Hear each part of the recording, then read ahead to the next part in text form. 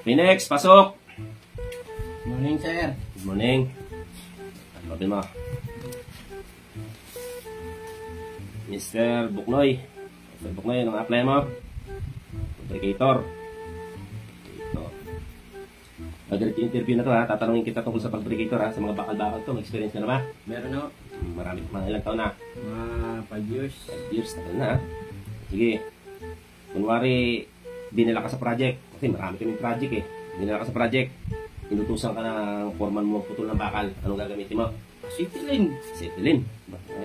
Gas cutting ano? Acetylene. Eh paano kung walang acetylene? Grinder. Grinder. Eh kung wala ding grinder?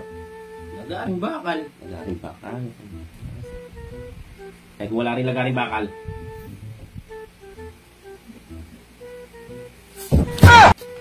Ba't mo binawi?